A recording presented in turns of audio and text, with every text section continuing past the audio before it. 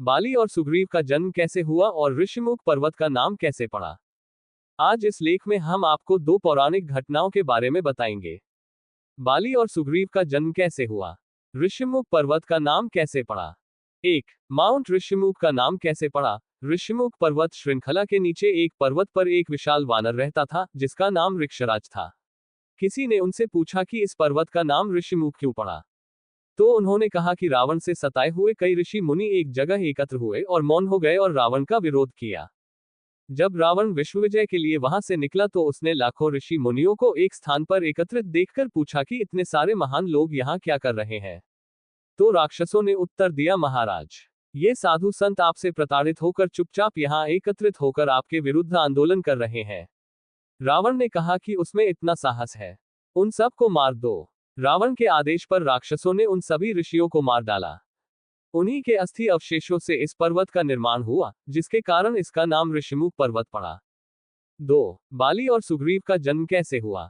ऋक्षराज नाम का वह वानर बहुत शक्तिशाली था। वह अपनी ताकत का घमंड करते हुए इधर उधर घूमता रहता था। उस पर्वत के पास एक अत्यंत सुंदर तालाब था, लेकिन उस तालाब की विशेषता ये थी कि जो भी उसमें स्नान करता वह अत्यंत सुंदर स्त्री बन जाता था। ये बात ऋक्षराज को पता नहीं थी।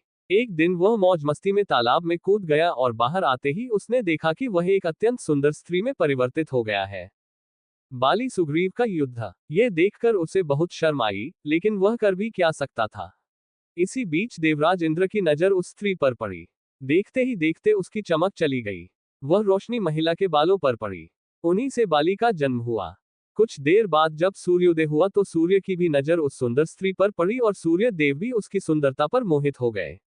उनका तेज भी स्खलित हो गया, जो स्त्री की गर्भाशय ग्रीवा पर गिरा। उनसे उत्पन्न पुत्र का नाम सुग्रीव रखा गया। उसकी गर्दन पर वज्र गिरने के कारण उसे सुग्रीव कहा गया।